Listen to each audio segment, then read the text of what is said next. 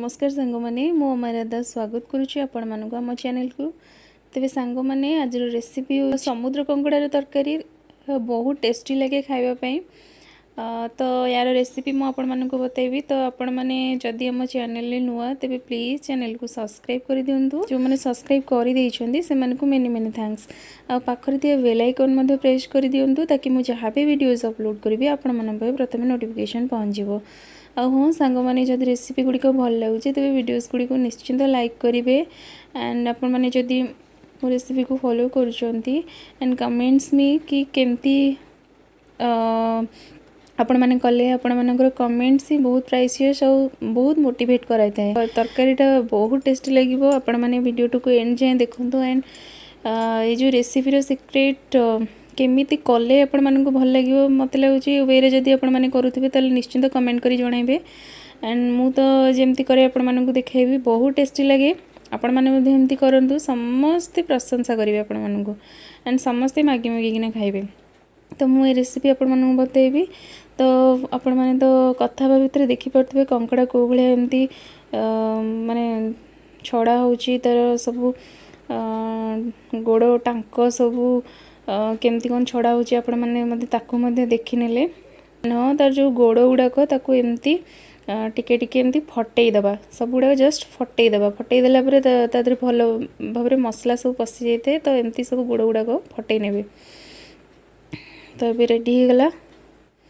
तो देखंतु एई भलिया सब एमती मु फटई नेछि आपण माने मध्ये एई भलिया करि नेबे। तो एबे चलंतु कड़ाई बसाई गैस रे कड़ाई गरम करिकी सेतरे तेल को दे दबा। तो एठी आपण माने सोरिष तेल ही नेबे बहुत तरकारी बहुत स्वादिष्ट हेबो एंड जो कंकड़ा गुड़ाक सब छड़े देछि मु जो भलिया छड़ेले आपण माने मते सेई भलिया छड़ेबे जो मानकु आसीनी सेति देखै देली वीडियोस रे। तो आपण माने ठीक से भलिया छड़े नेबे एंड से सब कंकड़ा को एबे भाजीबा। तो ता पूर्वरु तेल रे अल्प टिके हळदी गुंड पकाई देबा एंड एबे सब जो कंकड़ा आम बाछिकी रखिथिले ताकू सब देकी ताकू भल भाव में भाजवा। तो आपण मैंने तो कौ भाया भाजबे से गुड़ा सब रेड रेड हो आसो से गोड़ गुड़ाक किसी हलदिया और रेड कलर आप भजा हो गले निश्चिंत जानीपर। तो आप पर्यंत कंकड़ा को भाजबे एमती करके देखु तरकारी बहुत टेस्टी हम। समस्ते माने जो गोड़ गुड़ाक चोबेया कष्ट हुए सेमती किसी भी हेनी जस्ट माने भांगी जीवो एमती ही करंतु ना मांस गुड़ाक सब पलई तरकारी भल हेनी। तो ये बाछे और एमती करेंगे। तो कंकड़ा भजा ए ऑलमोस्ट रेडी हो गलानी देखो ठीक ये भाया भाजबे। तो गोड़ गुड़ा सब लाल लाल हो आसला सब भाजी गलानी भल भाव में। तो ताकू ठीक ये भाया आपण मैंने भाजी ने। तो ये चलतु आउ एक कड़ाई बसाई से तेल को देदेबा। तो मुझे गोटे बड़ कड़ाई व्यवहार करुँची एंड से सोरिष तेल को दूची। तो गरम हो आसला से डालचीन को देदेबा आउ तेजपत्र डालचीनी और तेजपत्र देदेबे एंड कलर पाई जस्ट टिके चीनी अल्प टिके चीनी पकेबे। मुझे जी पकई आपण मैंने ठीक से पकई। तो चीनी भलसे कैरमलाइज हो गलानी। तो ये दरदरा बटा पियाज को देदेबा। तो पियाज को मु हल्का दरदरा बाटी नहीं स्लाइस अपन पूरा एकदम पतला पतला करके काटिले तरकारी टू ज़्यादा टेस्ट हम। आप दरदरा एमती पेस्ट करे हाफ ताकू पेस्ट करे। तो पियाज को एमती रेड हवा जाए भाजी ने। तो पियाज पूरा नाली हो आसला। तो ये देदेबा ये मुझे अदा रसुण जीरा और अल्प टिके धनिया ये सब चार्टा जिनस को भल भाव में पेस्ट करनी थी। तो ताकू देकी अल्प टिके पानी देदेबा काले मसला लगिज पोड़ीज पियाज गुड़िक पिता हो। तो पानी देदेबा एंड हाँ पानी देकी ताकू भलसे कषाइबा। ये मसला रे हल्दी गुंड देदेबा और जी आप राग खाइबे से अनुसार लंका गुंड देदेबे। तो मुझे केते कौन जिनस यूज करुँची डिस्क्रिप्शन बॉक्स रे शेयर करदेवी आपण मैंने प्लीज चेक करेंगे एंड मुझे केवल कहीदे केमती कौन तरकारी करी तार बाकी जी जी जिनस सब यूज करी तार लिंक मु डिस्क्रिप्शन बॉक्स रे लिखदेवी। तो ये मसला को भल भाव में आम कषाइबा। मसला को ये आम 7 ରୁ 8 मिनिट खंड कषाइबा। तो देखो तेल ऊपर सब बाहरी आसला एमती करंतु बहुत जल्दी हम और बहुत टेस्टी हम। तो तेल जिते ऊपर को बाहरी आसला तो मसला तेल छाड़ी आसला। तो आम ये भजा कंकड़ा को देदेबा आ कंकड़ा जेहेतु आम आलू पकाइबा। तो आलू को आपण मैंने कंकड़ा झोल जमी मांस तरकारी बड़ बड़ आलू पड़े तो सेही भलिया आपण माने कंकड़ा तरकारी मध्ये एमती बड़ बड़ साइज रो आलू पकेबे। तो आलू को एबे दे दबा आउ आलू और कंकड़ा को देकी भल भाव में आगे आम कसेबा। तापर आम से दे दबा गरम मसला गुंड। यहाँ हूँ घरे पेशा होता गरम मसला गुंड। तो आपण मैंने जब वीडियो देखा चाहते तो कमेंट करेंगे, मुझे निश्चिंत शेयर करी। एंड हाँ तापर स्वाद अनुसार लुण देदबा आउ धनिया पत्र देकी ताकू भल भाव में कसेबा। ये आप धनिया पत्र देकी देखूँ बहुत टेस्टी हम तरकारी।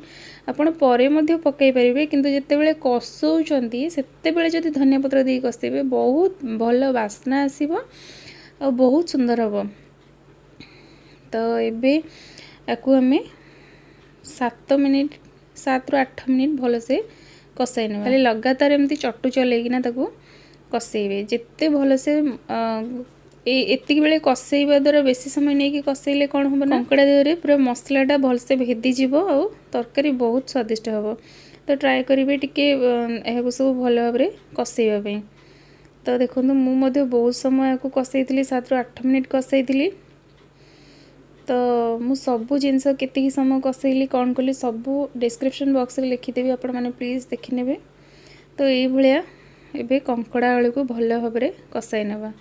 तो मुझे हाई फ्लेम रे पूरा 7 ରୁ 8 मिनिट हाई फ्लेम रे कसौजी कहीं जल्दी करवार थिला से हाई फ्लेम रे करछि से लगातार चलाऊँगी। तो मोर भल से कषई हुई आसला। तो मुझे पानी देदेवी जी आपण मैंने झोल खाइबे बा सिझीबो से अनुसार आपण पानी देवे। तो कंकड़ा तो भल से भाजी हो जाइए, केवल आलू सिझापी आमको जी पानी से देदेबा। तो एक भी भल घोड़े देबा। एंड देखंतु तरकारी भी भल भाव में सिझी आसला, आलू मध्य सिझी जाइए। तो ये गैस को ऑफ करदेबा। एंड ये आपण मैंने धनिया पत्र आउ देखुन तो केते लाल लाल झोल होइछि, केते सुंदर आ समस्त खाया बहुत भल लगे। आपण प्रोसेस फॉलो करंतु। एंड आपण ये परे आउ टिके धनिया पत्र दे देबे आ जदी चाहिए गरम मसला मध्य ये दे परिबे आउ टिके। तो जेहेतु मु बहुत अमाउंट रो गरम मसला यूज करी तो मुझे ये दौनी केवल धनिया पत्र देकी भल भाव में एमती गोले नेबा। तो तरकारी भी रेडी हो जाइए। तो सांग मैंने जदि आपण मानक रेसिपीटी भल लगी निश्चिंत भल लगे भल लगी तेज प्लीज़ चैनल को सब्सक्राइब करेंगे, वीडियोस को लाइक करेंगे एंड कमेंट करके निश्चिंत जनइबे।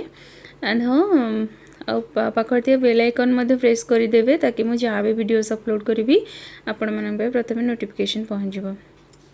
और वीडियो को एत मन ध्यान देकी शेष पर्यंत देखि अशेष अशेष धन्यवाद।